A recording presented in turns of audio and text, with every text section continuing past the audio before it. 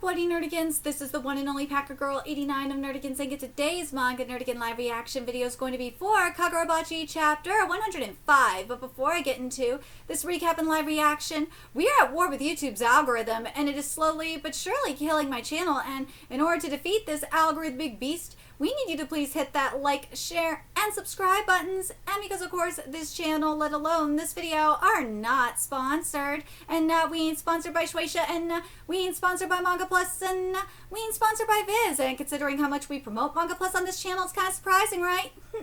But if you love what we're doing and want to help keep me, my adorable Will Bubba Kitty, who's somewhere around here, hopefully being good kitties, and this operation, well, again, literally alive and kicking, so we can keep bringing you more anime and manga content, whether it be news, analysis, or live reactions like this one.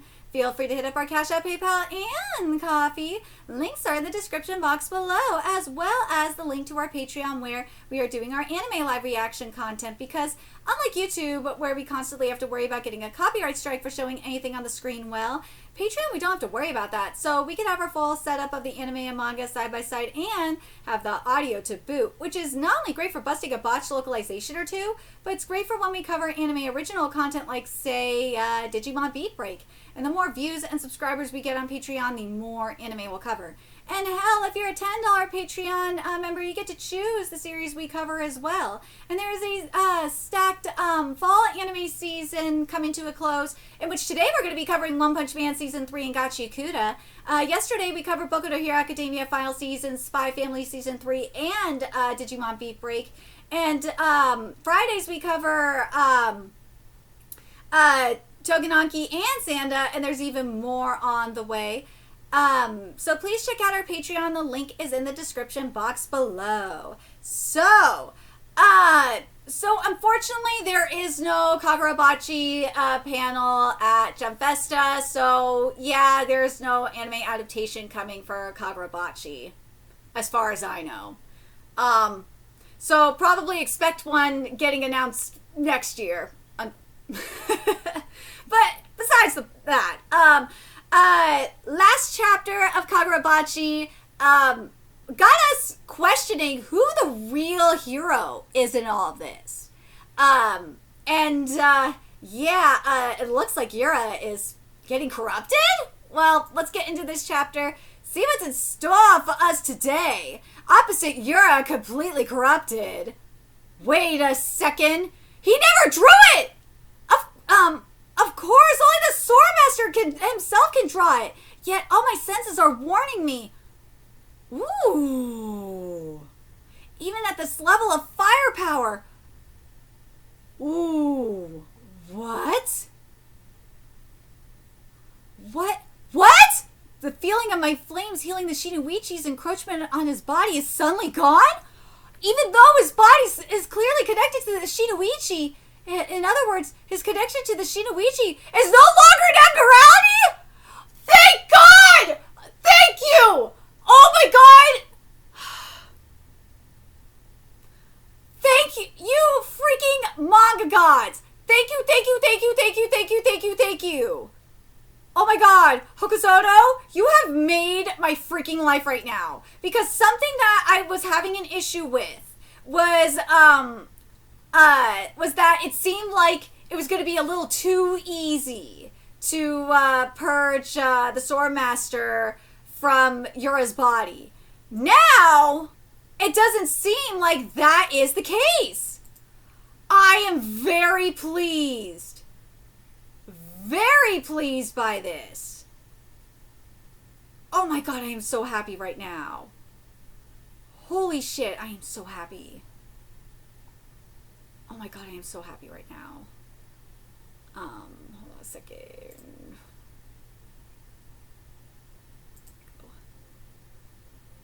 I just need to double check something real quick. Okay, so yeah, this chapter is titled Transformation. Ooh. Okay. So we're seeing Yura plunge into the darkness. Okay. Shinoichi's invasion is forcing his nervous system to accommodate its power, culminating in a suit. Ooh! wielding the Shinoichi enchanted blade in his suit? That's just wrong. It's he took full possession? I knew he was taking full possession of Yura. But, like, whoa. His voice, his smell, everything, there's no doubt in my mind. It's him. The man Kunoshige Rokihira trusted above all others and entrusted with his greatest masterpiece, the Sword Master. Yes! I am so happy with this! When he said complete possession, he meant complete possession! So, I'm sorry, I have to spoil Record of Ragnarok right now, but, like, this is literally what we saw in Record of Ragnarok in regards to Odin. Because Odin, again, I have to spoil Record of Ragnarok, because literally, this is what is happening in Record of Ragnarok. So we found out that Odin, is a primordial god, and what the Odin that you see in Record of Ragnarok did, is he basically, the primordial gods were sealed, right? And what Odin did was similar to this, through a weapon, so to speak, he took possession of a minor god. Just like the Swordmaster here, and is using essentially the body as a vessel and whatnot. Literally, that's what this is! I love it! Samura, long time no see. Akimura, your eyes, you healed them. You look cool. The Swordmaster was in his right mind. We knew that. All of the sword bearers confronted him. He was in full possession of his senses. The word simply changed his beliefs. I'm telling you, I'm telling you, this is it's the same shit as the god in the Elusive Samurai that possessed Takuji, and also the as I was mentioning with Odin. I feel like that's what it is. It's the weapon itself. Well, in the case of Odin, definitely, it's the weapon itself. Nonetheless, the scholars deemed him insane. No ordinary human could have achieved such a feat, because there was no other way to explain the inordinate scale and force of the malediction. But we knew only too well why he had been chosen to wield the Shinoichi. The mental fortitude derived from his innate gifts and ironclad beliefs. The monumental power of the malediction. The fact that he survived 18 years in that space and remained perfectly lucid. And the way he hijacked Yura's body. All of these things are surprising, but also reconcilable given what we know. Akimura's soga was peerless. We're close to where we started. It was already mostly evacuated, and Shiba cleared out the rest. I was I was resigned to die down there. When they imprisoned me after the malediction, I understood. It's unfortunate, but my existence and society's mainstream ethics are incompatible. But somebody had to venture where no one else dared, and the day I eradicated the enemy, I fulfilled my role, and that was enough, or so I thought. We needed a hero. Ooh, Magatsumi! I have one question. I'm struggling to understand. Why did my brother seal away the enchanted blades? Ooh, so that's the answer. Chihiro. Okay, so, yeah, of course, I gotta grab thank God I have the Spanish version in front of me. Okay, so what's supposed to be is Chou. C-H-O-U. I don't understand, Viz.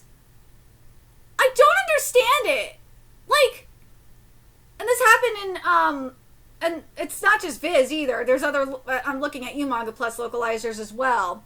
So I think this is I'm not just talking about the specific Viz localizer. I don't think it's just this Viz localizer. I think it's the editorial department at Viz.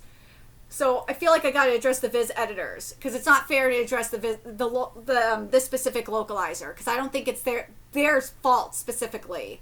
Because for the most part, Kagurabachi's localization has been pretty good. So and this is one of those cases where I feel like it's the editorial department here for Viz. Viz editorial department, I do not understand. Why are you afraid to just use the Japanese word chow and have a translation note? Why are you afraid of using a goddamn translation note? It's not that goddamn hard to do. Like, why are you scared of them? Because how you're doing it right now, it feels like you're infantilizing, there we go, infantilizing the audience and patronizing the English audience. And it pisses the English fandom off. The Kagurabachi English fandom fucking hates it when you do this. I don't understand why you keep doing this. It's not that hard to do! Ugh. Anyways, but I'm using the correct wording, which is chow. But knowing that it means butterfly, and we got the butterfly here. I like that it's a single butterfly to start with, though. I think that's nice. That was a nice touch. Ooh. But something I would have liked to see, and I wish this manga would I wish Hokuzono would do. And we see it in other series. Especially like Koto Ototamare is the best example of it. Speaking of, if you have not read Koto Ototamare, go read it. You will thank me for it. I really wish Hokuzono would utilize the entire page. And in this case here, when we're seeing the building being sliced in half, which does include the border, mind you, I wish we would see the butterflies like go along with it. Or like have the butterflies like be on the border. On the board, like along the borders of the page. I think that would be really sick. Like leave the rest of the page as it is, right? But on the border though, have the butterflies. I just think that would be really sick. Oh my god, that would be sick. Damn! Mr. Summer. Ooh, how you've grown, Chihiro. Woo! The worst is approaching. Dude, I am so happy with this. I am so happy we've got an Odin situation here. I'm so happy with this. This is the worst possible situation. That he is in possession, complete possession of Yura's body. I know you can make the argument that this is a mubong, and for the God of High School readers, that this is a mubong kind of situation too. It kind of is if you think about it, because mubong did take possession of, the Supreme God took possession of mubong's body. But, this is why this is more of an Odin situation though, is that, as I said with Odin, it involved a weapon. The minor god had to use, for Odin to possess the minor god, it involved like an object / weapon. That's what we have here. We don't know for sure, and it had to be a compatible minor god. Kind of like what we have here. We don't know, something we don't know yet in Record of Ragnarok, and we're going to find out, I think, in the next few chapters or so. We're going to find out, like, if the minor god in question had a conversation with Odin similar to this. I think once we know, because I got a feeling it's going to be very, very similar to this. I do. I really do. I'm not mad at this at all. I'm so glad that it's not going to be that easy. Thank you. Hokuzono, thank you for addressing that concern. I'm really happy. I'm really, really happy that Hokuzono addressed that concern. Oh my god, I'm so happy that he addressed that concern. Thank you, thank you, thank you, thank you, thank you. But yeah, I just think the only thing art-wise that I wish Hokuzono would do, and I think it would just make this manga, like, even art-wise even better, and is to, like, especially since he did utilize the border when the Swordmaster cut through the building, is utilize the borders. Like, have the especially since you're gonna do that and to, like, show how powerful the Swordmaster is, have the butterflies surround the border. Like, give us some, like, have the butterflies, like, fly through the border. I think unless you're using that single butterfly, just one butterfly, and not show, like, a full flock to represent he's only using only a teeny bit, like the tip of his, it's just only an inch of his power. If that's what you're going for, okay, I will give you that, and I will be fine with that. But, like, when the Swordmaster goes all out, I want to see a flock of butterflies when he uses Chow. I want to see, like, when he uses Centipede, for example, when we get to, the Centipede attack. I want to see, like, the Centipede, like, curl through, like, go through the border of the page. I want to see the entire page be utilized. I just think it would make the it would make the reading experience more fun, and two, it would just make it more creative. It's creative and make it more fun. I think it'd be cool. But that's just me. But I'm very happy with this. I'm glad that this is a straight up complete possession. I'm curious if Yura is straight up completely dead or not. That's one thing we don't know in the case of Record of Ragnarok, for those wondering. We don't know if the minor god is even still alive up in that body, or if he's just straight up dead. We don't know. That's the thing. That's what I'm curious about in this case, too. I'm very curious. Like, in the case of Mubong was able to overcome the Supreme God and take his body back. I don't know if that's the case with Yura. I don't know. I don't even know if Yura could even take his body back, even if he wanted to. I'm very curious what you guys think about that. Let me know your thoughts in the comment section below, and remember to like, comment, share, and subscribe to Nerdigans Inc. Love what we're doing and want to help keep this operation alive and kicking so we can keep bringing you more Kagurabachi content. A few ways you could do that: donate to our Cash App, PayPal, Patreon, Coffee, purchase something off our Amazon wishlist. All that's in the description box below.